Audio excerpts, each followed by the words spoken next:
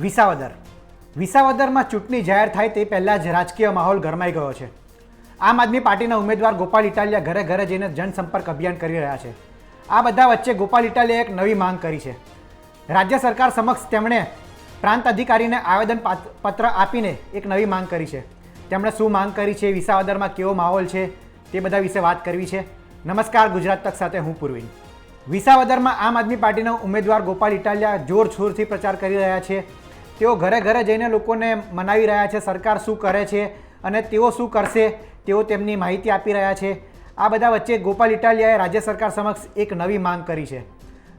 ગોપાલ ઇટાલિયાએ માંગ કરતાં કહ્યું છે કે વિસાવદરમાં આરોગ્ય સુવિધાનો અભાવ છે. રાત્રે કેટલાક લોકોને મુશ્કેલી પડે, ઇમરજન્સી સેવાઓ હોય કે પછી ખેડૂતોને કોઈ જાનવર કરડે છે કાં તો મહિલાઓની પ્રસૂતિ હોય તો વિસાવદરમાં સારી સરકારી હોસ્પિટલ નથી. તો તેમણે માંગ કરી છે કે રાજ્ય સરકાર વિસાવદરમાં એક સારી સરકારી હોસ્પિટલનું નિર્માણ કરે. આ માટે તેમણે પ્રાંત અધિકારીને આવેદનપત્ર પાઠવ્યું છે અને તેમણે કહ્યું છે કે ટૂંક સમયમાં મારી જાણકારી મુજબ ટૂંક સમયમાં મુખ્યમંત્રી વિસાવદરમાં એક રાજકીય કાર્યક્રમને લઈને આવવાના છે. તો આ મામલે તેમનું ધ્યાન દોરાય અને વિસાવદરમાં સરકારી હોસ્પિટલને મંજૂરી આપવામાં આવે તેવી તેમણે માંગ કરી છે. આવો સાંભળીએ ગોપાલભાઈએ શું કહ્યું. તો સાહેબ, હું પોતે અત્યારે વિસાવદર, ભેંસા, જુનાગઢ ગ્રામ્ય મત વિસ્તારનો પેટા ચૂંટણીનો આમ આદમી પાર્ટીનો ઉમેદવાર જાહેર થયો અને ચૂંટણી પ્રચારના કામથી હું વિસાવદર, ભેંસાના અનેક ગામોમાં જઈ રહ્યો છું. તો ગામના લગભગ ઘણા બધા ગામના લોકોએ મને એક રજૂઆત કરી છે કે આ વિસાવદર ઘણું મોટું સેન્ટર છે, તેમ છતાં અહીંયા કોઈ આરોગ્યની સુવિધા નથી, દવાખાનાની કોઈ સુવિધા નથી. નાનામાં નાની તકલીફ પડે તો પણ ગામડાના ખેડૂતોને બહુ હેરાનગતિ ભોગવવી પડે છે અને આરોગ્યની સુવિધા એ બહુ મોટી જીવન જરૂરી સુવિધા છે. આ કોઈ મોજ શોખની વસ્તુ નથી. આમાં તો માણસ મરી જાય, બીજી સમસ્યાઓ આવે. તો આરોગ્યની સુવિધા વિસાવદર જેવા ટાઉનમાં, આખા તાલુકામાં ન હોય એ દુઃખનો, દુર્ભાગ્યનો અને શરમનો વિષય.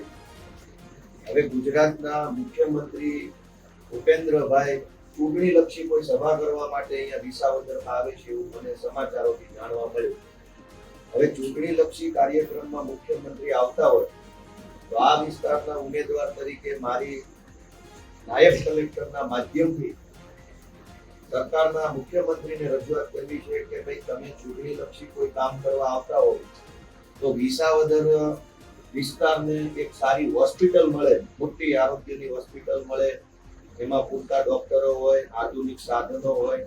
કેમ કે ગામડામાં ખેડૂતને રાત્રે કોઈ જંગલી જાનવરે હિંસક હુમલો કરે તો દવાખાનું નથી, કોઈ જીવજંતુ કરડી જાય તો દવાખાનું નથી, કોઈ બેન દીકરી પ્રેગ્નેન્ટ હોય તો દવાખાનાની તકલીફો છે.